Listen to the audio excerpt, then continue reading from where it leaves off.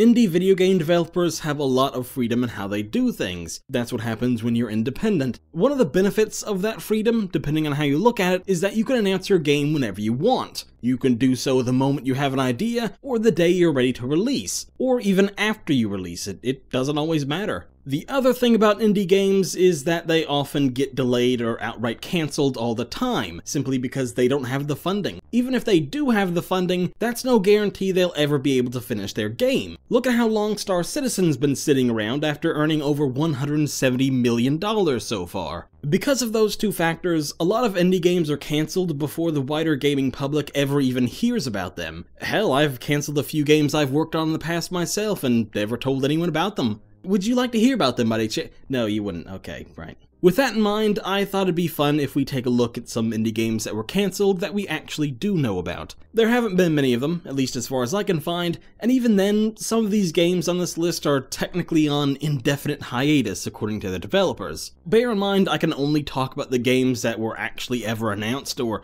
announced as cancelled after the fact by a developer doing an interview or something years later or whatever, so yeah. Number 10. Matter Obscura, a sign requie tale.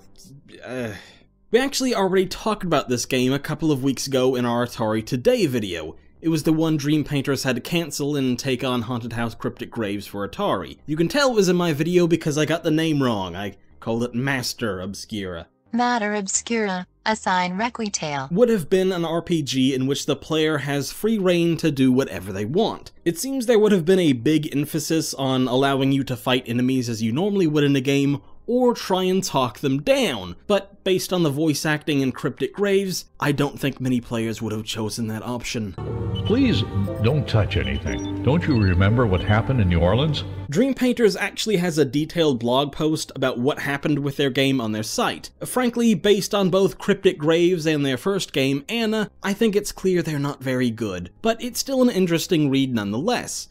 They talk about having the whole story written, doing motion capture work, and shopping the game around to publishers, but nobody was interested. There's also an interesting quote from the heads of the company about salaries and stuff. "We have a solid rule, a rule that many indie companies follows, but that we feel it's necessary.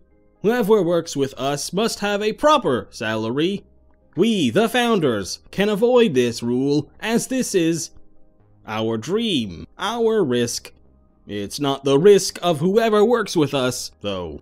Oh, that almost makes me feel bad for making fun of them now.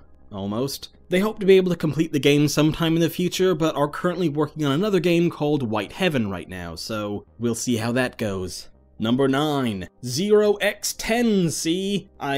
Let's be honest, I can't pronounce anything, so whatever. 0x10C would have been Notch's next game, the creator of Minecraft. It's hard to believe he used to make games and doesn't just shout racist and sexist things on the internet, but that's the world we live in these days, and I still hate it. 0x10C would have been a science fiction exploration open world sandbox. The name comes from the year the game is set in. This, after you wake up from a deep sleep that you've been in since 1988. The game would have been single-player and multiplayer, had crafting and engineering stuff, and you would have been able to create emulators and stuff within the game. Basically, it was Minecraft in space, right down to the ugly, unique graphics. The game was cancelled for several reasons, though. Notch said the game wasn't fun to play, and has since left the company anyway. Plus, his company was sold to Microsoft since then, and Microsoft now owns the rights, and they haven't done anything with it since the game was shelved in 2013, so we probably won't see this game ever again. Number 8. Human Element.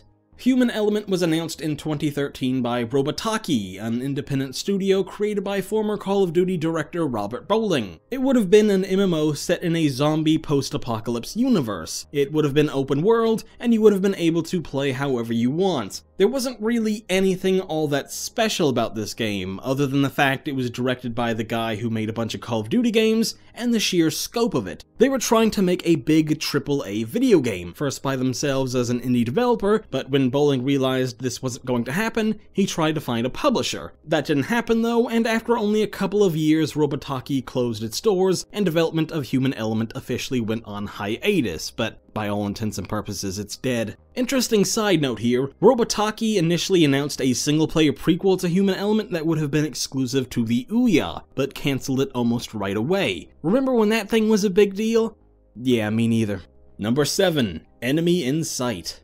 Enemy in Sight would have been a first-person shooter that emphasized tactics, sort of along the lines of Brothers in Arms, and set in a near future in a war between the United States and Russia. A civil war, we'd call it today. Ha ha ha, political satire. Not much is known about the game beyond this, other than that it would have featured destructible environments. Again, remember when that was a big deal? The game was being developed by Illusion Softworks sometime around 2005, right after they released the Vietnam War FPS Viet Cong 2. That game was published by 2K, who liked the developer so much they purchased the company and renamed them 2K Czech. Right away, they canceled the game and had them take over the Mafia franchise, until that was then handed over to Hangar 13, and 2K Czech laid off a bunch of staff. Another interesting side note here, 2K likely canceled the game because none other than Atari signed on as publisher and owned the IP. This was before they started butchering their own properties and were at least trying to make good games, but you can see more about that in our Atari Today video from a couple weeks ago.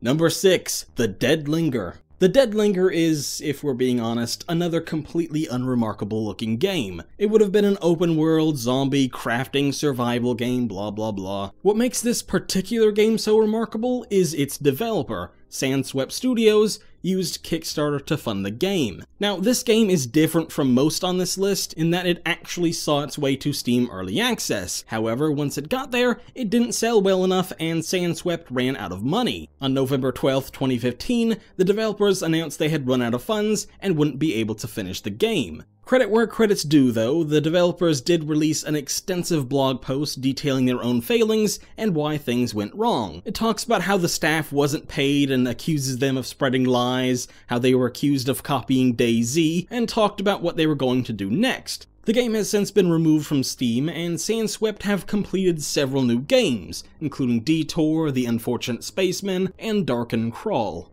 Number 5. Necro.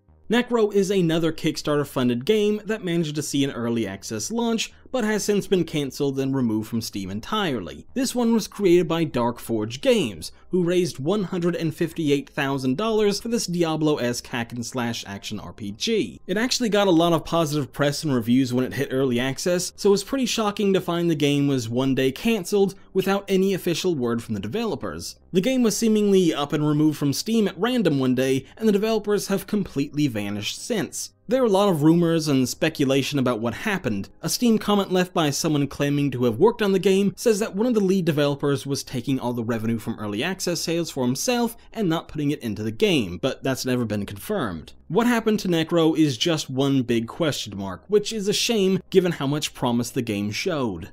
Number 4. Clang. I wanted to avoid putting too many Kickstarter games on here, partly because that's too easy, and partly because I kinda want to lay off shitting on Kickstarter for at least 5 minutes. But here we are with Clang, an RPG focused on realistic sword fighting combat, but really more of a fighting game. The two big selling points was that its development was being led by Neil Stephenson, the acclaimed sci-fi writer with titles such as Snow Crash and Cryptonomicon under his belt. The second selling point was that combat, which would have focused on sword dueling and would have relied on third-party off-the-shelf motion controls. The only problem was that the game was kind of terrible. Neil Stephenson had zero experience as a game developer, and the team he founded, Subutai Corporation, weren't much more experienced. After years and years of development, the only thing they had to show for themselves was a small arena tutorial that was incredibly buggy, glitchy, and didn't work well at all. Stevenson would soon admit that the game was progressing too slowly and that it just wasn't any fun to play, so he pulled the plug. Number 3. Yogventures.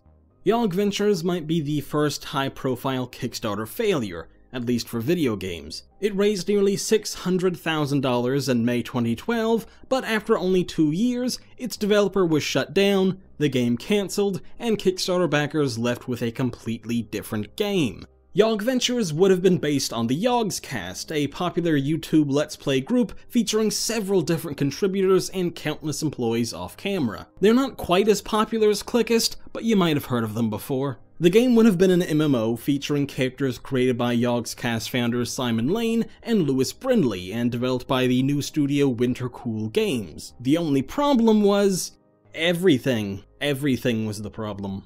Yogventures was supposed to be an open-world MMO in which everything from the world, the characters, and even quests were customizable by players. It was incredibly ambitious, especially considering 1. It was a brand new studio that had no experience. 2. Wintercool had only 6 staff members.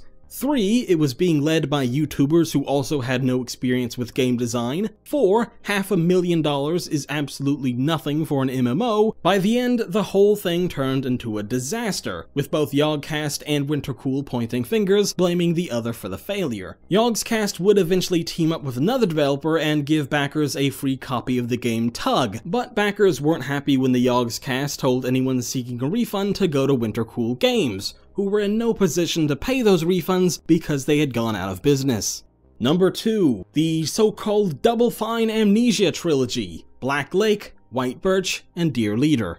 Every year or so, Double Fine stops working on all their games and holds an event called Amnesia Fortnight. During this event, the company is split into several small teams, each of whom goes on to work on a short prototype of a game idea. Some of these have already been turned into full games by the company, like Costume Quest, Stacking, and Iron Brigade. For the last few years, Double Fine has made the event open to the public. You'd be able to donate and vote on what ideas got turned into prototypes. Some of these publicly voted on prototypes would also become full games, like Space Base DF9, Hack and Slash, and Autonomous. But there were 3 great prototypes over the last 2 Amnesia Fortnights that didn't get that treatment. Actually, none of the games from the last fortnight got turned into full games, but I want to focus on my favorite 3. Black Lake and White Birch were created in 2012, and were both exploration games that had no combat and instead focused on story. Black Lake was sort of like a walking simulator in that you had a narrator guiding you, but you also had to track a creature using your senses, smell, sight, hearing, that kind of stuff. White Birch was based on Ico, and you had to climb your way up a tower. Black Lake was apparently shopped around to publishers, but nobody picked it up, and that's a damn shame because that was my favorite of that year. Amnesia Fortnight 2014 brought us several games that never got made, including my favorite from that year, Dear Leader. The game was basically Papers, Please on steroids. You play as a despotic ruler in a totalitarian state, but how evil you are is entirely up to you. You have to be evil enough to keep your subjects and subordinates in line, but not too evil or you'll cause a revolution and you'll get killed to death. It was a brilliant little game that unfortunately never got beyond the prototype stage. Luckily, you can play all of these prototypes if you buy them on Humble Bundle, but it's not really the same, is it?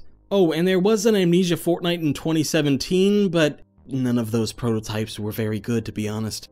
Number 1. Fez II. As if anything else would have been number 1. Fez was a critical darling and beloved by fans. It was a unique take on 2D platformers in that it was actually set in a 3D world that you can spin around at any point to complete puzzles and progress in the levels. It was quickly ported to every system under the sun, but almost immediately the game came under fire. Phil Fish took part in Indie Game the Movie, which documented the creation of several games, including Fez. Unfortunately, 2 things came out of that documentary. Sean McGrath accused Fish of stealing his idea for the game, and Fish's business partner's face was censored so Fish could get all the credit on the game. Then there's the man himself, who has developed quite the reputation on the internet as a gasbag blowhard. Whether it be saying Japanese games suck, saying gamers are the worst fucking people, and even threatening to kill his former business partner, the man hasn't exactly made many friends. It all came to a head in July 2013 when Marcus Beer, aka The Annoyed Gamer, launched a rant about how Phil Fish and fellow indie dev Jonathan Blow were both bitching and whining about a new policy Microsoft put in place about releasing updates.